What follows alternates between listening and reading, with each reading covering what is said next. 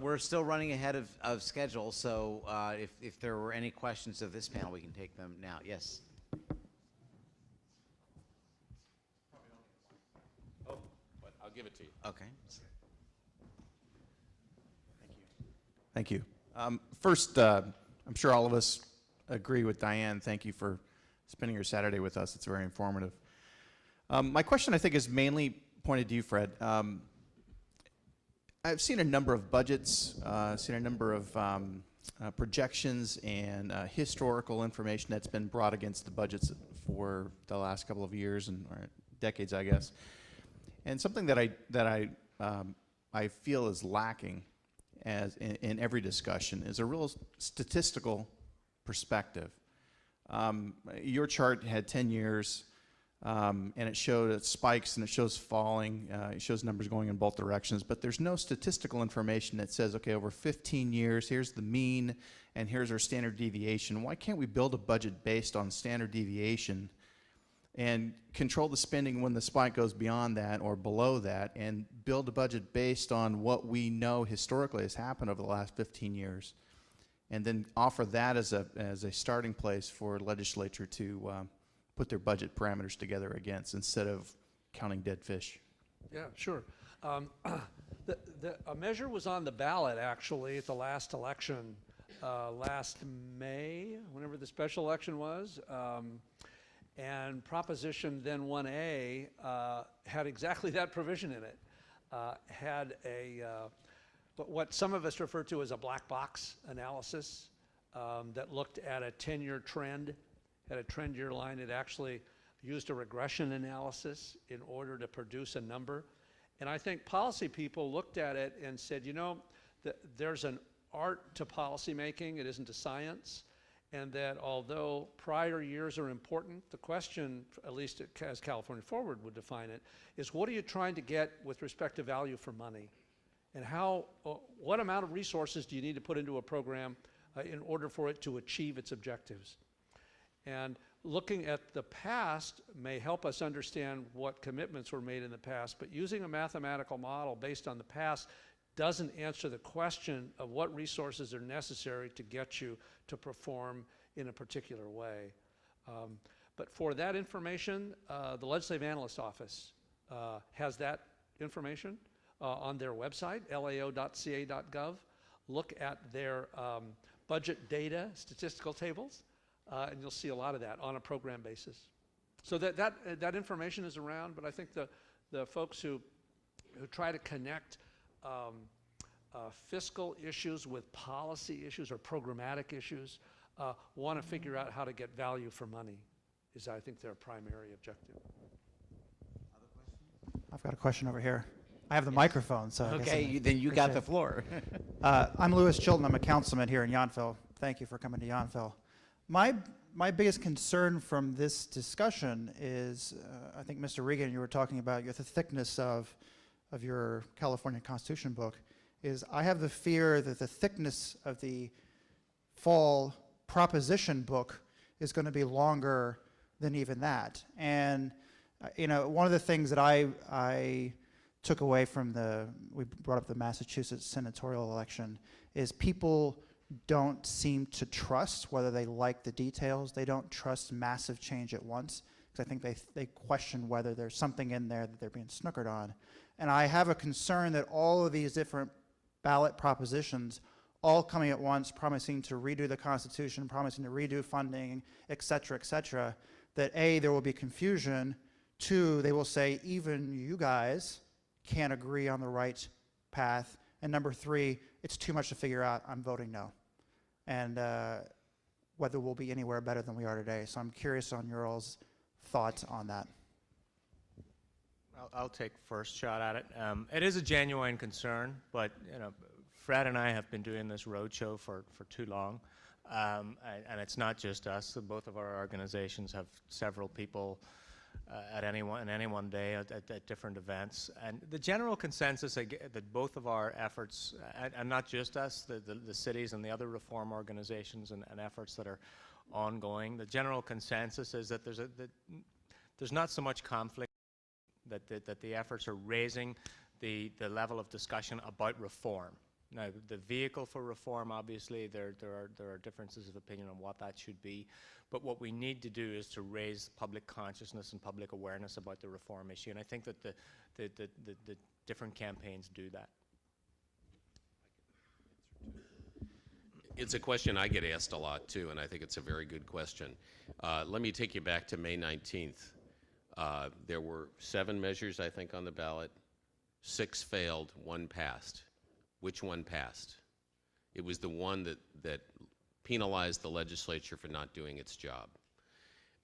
There are other instances you can look at. The voters, at least our political consultants believe, and in my experience now, this is my 4th ballot measure campaign, are very, very discerning.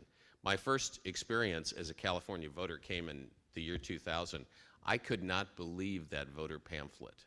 It was intimidating, and every time I go, it's more or less intimidating, but we are some of the most educated, discerning voters I've ever seen. Now, the voters can get frustrated, they can get angry, and they can say hell no to everything, but the track record would suggest that they study the propositions, they study the arguments, some of them even read the damn things, and they're fairly well informed. And then they vote their values. So, I don't want to suggest either that what's going on here in January is where they're going to be in November of this year. None of us should delude ourselves into thinking that. But the trend line that we're on is that they want to see state government and overhauled, and they want to see the funding for their community services protected. That's the trend line we're on. We anticipate it's going to continue. We anticipate they're going to be there and be with us, but it could be or it may not be a crowded ballot. There's still many decisions to be made about what's going to go on the ballot. Now, let me put a footnote on that. I completely agree with Chris. 2 things to remember as community leaders. You all get to be leaders in your communities in what I think is going to be a festival of reform in November, where there are choices that the citizens have about changing the way their government works. Most initiative measures on ballots in our history have tended to be economic interests that clash, doctors versus the lawyers versus the insurance companies. And the voters have a tough time with those because they're complex. Here are a set of governance issues. As I've suggested to the League of Women Voters and I've suggested to you, that you as community leaders get to go in and participate, not in a debate over insurance companies versus lawyers, for heaven's sakes. It's about how the government works. So I have a great deal of hope that there'll be this sort of festival atmosphere of people making choices about the way their government works. So I have a lot of hope for it. I don't think you're going to see probably more than a dozen of these measures that are actually going to make it to the ballot, but I think it'll be a kick of a year anyway. For sure. Any other questions? Yes, gentleman over here. Follow-up questions on the propositions. I think we all get overwhelmed by all the propositions that we see, and more so by the advertising that we see on TV and the radio. You're just bombarded for 2 weeks before this comes up. So I would ask you, where are you going to get your support for this? Because I'm certain there's going to be a lot of special interest groups are going to come out against these. So what's the source of your revenue on your initiatives? Fred, do you want to start with that? Sure. We have a fairly broad base of support. I tend to do the backdrop stuff. We have a political operation that does the rest of it, but both business leaders, even environmental groups have been interested in this budget making process. So our approach has been very broad base for it, which is probably the best I can say for it at the moment. Yeah, I totally agree with your analysis of the initiative process and its flaws, that it's a yelling match that lasts for 2 weeks between disparate interests. As Fred mentioned, it's economic and power bases fighting each other. It's not a real good way to legislate, and that's how we legislate in California. That's how we make laws. And it's not just those interest groups doing it. Our legislature puts more initiatives on the ballot than anyone else. They punt to the voters more often than not, so that we believe that the initiative process itself is flawed. But to answer your question about us, our members, our business members, have committed to fund half of our startup costs to qualify our initiatives for the ballot, and then we're ongoing fundraising across the state to find the other half. And again, it's a broad coalition of members, and we're getting money from all sorts of people. I'm accepting contributions right now. I just wanted you to know, on behalf of the campaign. This is, I said, is the fourth campaign the league's been involved in. We're able to contribute a little bit of funds, of private funds that we have. We actually have an ongoing fundraising operation, a ballot measure PAC that we, no surprise here, we call it City PAC. And Chuck and Amy and our leadership and elected officials all across the state, some of you, I dare say, in this room, have actually participated in raising funds for that PAC. So we will be dedicating all of those funds to this measure. And then on top of that, we're going to be raising funds from the private sector, from companies that have a very strong interest in seeing local government be strong and not constantly besieged by the state taking their revenues. Obviously, there are transportation revenues protected by this measure. Companies that have an interest in seeing us continue our track record or improve our track record of investing in infrastructure will be interested in this measure. But that being said, I'm hopeful we don't have to spend a lot of money on advertising. I don't personally watch network television anymore, very little cable TV, and it's very interesting. That's what's going on with many people. So the whole mode of the kind of advertising is going to change. There may be a resurgence of direct mail, which many of us don't like either, but it's a lot less expensive as well. So maybe the good news out of this campaign is that there can be less money spent on all that stuff and less bothering the voter. And the materials that go to them, I tell you, if you read the title and summary for the ballot measure our coalition has, it's pretty self-explanatory.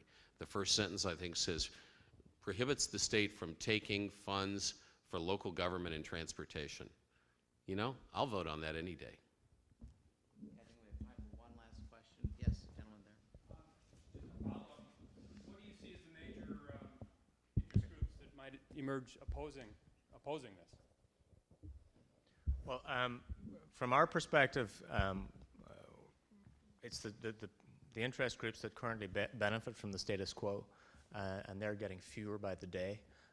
The status quo, it's arguable that it benefits nobody, but I guess that we find that when we take our idea on the road to meetings like this and across the state, that we get a pretty broad consensus of support for it. People like the idea. The closer we get to Sacramento, the less popular it gets. Sacramento is used to doing things Sacramento's way, so we're very unpopular once we cross that yellow bridge and drive into the city. But outside of Sacramento, very popular, but we find that it's just that the entrenched power interests in Sacramento hate the idea of a constitutional convention. And by the way, they told us in Sacramento that it was a gold bridge. The paint looks yellow, but to them it's gold. Yeah, I think if you look at our recommendations, we have folks, there's two groups I'll give you. One of them is, you can see this in the blogosphere.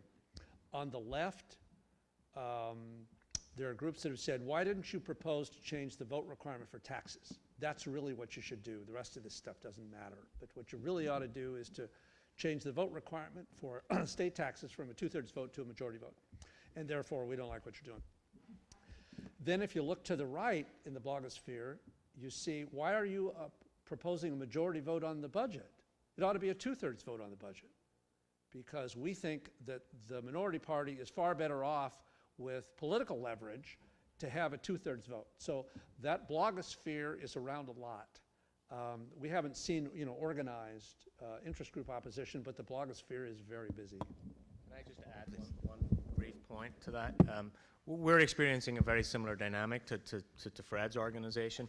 I forgot to mention in my comments earlier that the Constitutional Convention is expressly prohibited from raising taxes. The conventioneers cannot raise taxes.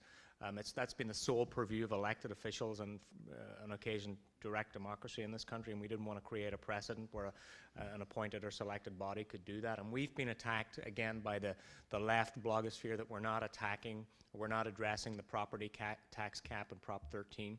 But what we are doing, and we've been attacked from the right, is that we're letting the Constitutional Convention discuss the threshold issue that's enshrined in Prop 13 and Prop 218, and that's the thresholds that requires supermajorities for taxation budgets and local taxes. We're letting the convention have that conversation, so the right's attacking us for that.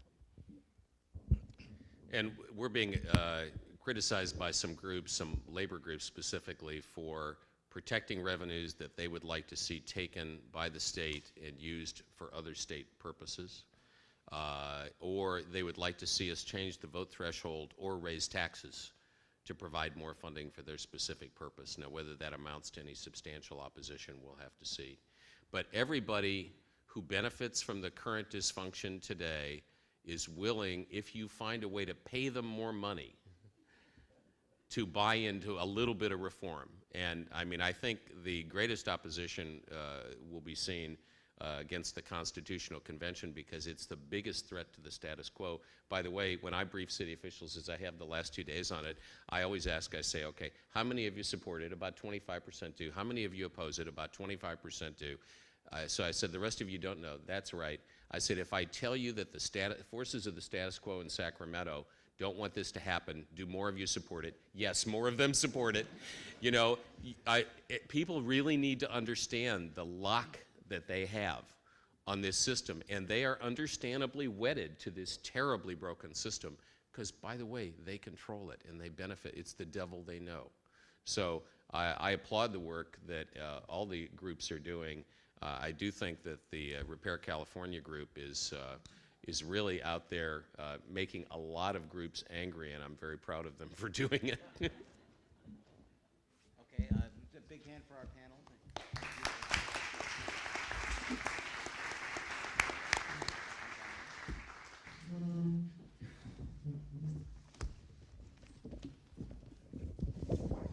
Thank you all very much, and I believe everyone is going to be here for the remainder of the day, except maybe Chris, but as he indicated, we have other representatives from the league who are here to answer questions you may have. While we get set up here, and before I introduce my co-speaker, I just wanted to reiterate there are over 66, I think, ballot measures being proposed. 82, thank you, that are out there in some form or another. You can go to the Secretary of State's website and see them listed, and some of them are you know, and see where they are in terms of the process. Hopefully we will only see 10, not more than 10 on the ballot. But the point, at least from my perspective, and I think what you heard up here with our last panel, is we need to do something, folks. We can't wait any longer. The Bay Area Council, proposing the Constitutional Convention, is not a radical group. They are not an extreme group to the right or left. These are business people from San Francisco Bay Area. They have looked at what it will take for them to have an economic, I'm not necessarily selecting them from among the mix, but just as an example, I think that all the speakers represent the middle. To have an economically viable state, to have a sustainable economy, we need an educated workforce, and that's why it's important for the schools to be here. All the children in California, in number, in total, are roughly equal to 10% of the number of children in China. So we can't talk about our best and brightest anymore, because if they take their top 10%, and that's who our children are going to be dealing with 20 and 30 years from now, we've got to have a really well-educated, very broad group of citizens who know how to get things done. And I'm very pleased that we have at least 3 out of 4 of our basic aid school districts here. I don't know how many other counties have 4 out of 5 school districts basic aid, but I appreciate their attendance today. These issues, this statewide finance issue, while it may seemingly affect them the least, what happens to counties and cities does affect them, because the counties are responsible for making sure that all those kids who can't afford health care somehow get it, that they go to school in a healthy way so that they can be educated. The cities are responsible for providing safe communities for those kids to be raised. So we're all in this together, basic aid or non-basic aid, we're all in this together. And all of these proposals, they're not going to take effect, even if we voted on all of them, they're not going to take effect for a year or two. So we need to do something now.